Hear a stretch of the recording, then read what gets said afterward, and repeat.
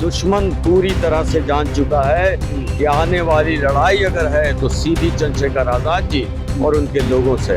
ऐसे में डर स्वाभाविक है, उनका डर मुझे अच्छा लगा। और उनको धमकी जो भी दे रहा है वो जान रहा है कि वो विधानसभा और लोकसभा में जाने लायक नहीं बचेगा, जिस तरह से चंद्रशेखर आजाद जी भारत में तेजी से बढ़। नमस्कार और आप देख रहे हैं न्यूज गंगा। मैं हूं आपके साथ निशा भारद्वाज। देश की सबसे मजबूत बहुजन आवाज को फिर से धमकी मिली है। जी हां, नगीना से सांसद और भीम आर्मी चीफ चंद्रशेखर आजाद को जान से मारने की धमकी दी गई। और अब सवाल उठ रहे हैं कि क्या सरकार खुद इस हमले को राह दिखा रही है? क्या ये मिलीभगत नहीं है? और अगर नहीं है तो अब तक कार्यवाही क्यों नहीं की गई? रिपोर्ट्स के अनुसार खुलासा हुआ है कि सियासी षड्यंत्र, सिस्टम की चुप्पी और चंद्रशेखर आजाद की जान को मंडराता खतरा अब गंभीर रूप लेता जा रहा है। भारत में अगर आज किसी नेता से ज्यादा डर सत्ता को है तो वो है चंद्रशेखर आजाद। इस तरह की बात अब जनता खुद कह रही है। दलित, मुस्लिम और वंचित तबके की गूंजती हुई आवाज है, जिन्हें अब खुलेआम मार डालने की धमकी दी जा रही है। 10 दिन के अंदर सांसद चंद्रशेखर आजाद को गोली मारने की धमकी एक मोबाइल नंबर से भेजी जाती है और मैसेज में लिखा जाता है जय भवानी, जय राजपूताना। लेकिन सवाल ये नहीं कि धमकी किसने दी, सवाल ये है कि केंद्र सरकार अब तक चुप क्यों है और क्या ये चुप्पी महज एक संयोग है या फिर किसी गहरे षड्यंत्र की परछाई?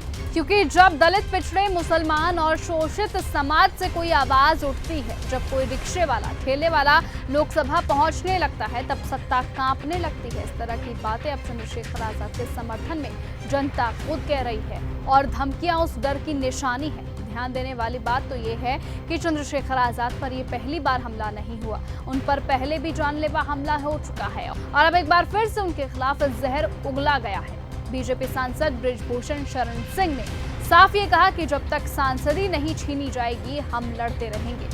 बता दें कि जनता सवाल पूछ रही है कि ये कौन लोग हैं जो खुलेआम धमकी दे रहे हैं और केंद्र सरकार उन्हें संरक्षण दे रही है। आज चंद्रशेखर आजाद टाइम मैनेजिंग की 100वीं सबसे प्रभावशाली लोगों में शामिल है और देश की सरकार में Z+ सिक्योरिटी तक नहीं दे पा रही है। आज चंद्रशेखर आजाद के पास महज Y+ सुरक्षा यानी 2 सुरक्षा कर्मी, तो उधर ऐसे नेता भी हैं जो जनता के बीच जाते ही नहीं हैं, उन्हें मिल रही है Z+ सुरक्षा। सवाल साफ है कि क्या चंद्रशेखर आजाद की सुरक्षा को खतरे में डालना सरकार की रणनीति है? भीम आर्मी और आजाद समाज पार्टी कार्यकर्ता अब सड़कों पर हैं और कह रहे हैं गृह मंत्रालय और प्रधानमंत्री से जवाब मांगा जाएगा। धमकी देने वालों पर कार्रवाई की मांग की जा रही है और साथ ही ये भी कहा जा रहा है कि चंद्रशेखर आजाद को तुरंत Z+ सुरक्षा दी जाए, क्योंकि अगर सरकार अब भी चुप रही तो इसे साजिश ही माना जाएगा।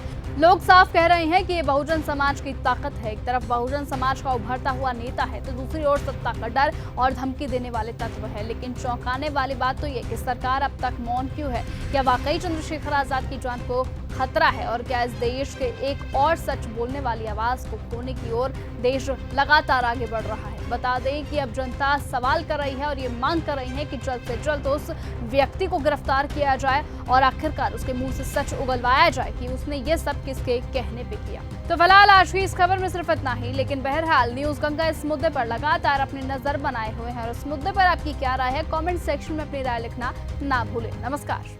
ऐसी ही खबरों को सुनने और देखने के लिए सब्सक्राइब करना बिल्कुल मत भूलिएगा चैनल न्यूज गंगा। खबरें अच्छी लगी तो लाइक का बटन दबाना बिल्कुल मत भूलिएगा। कमेंट बॉक्स में टाइप भी कर सकते हैं और हाँ, शेयर करना भी बिल्कुल मत भूलिएगा।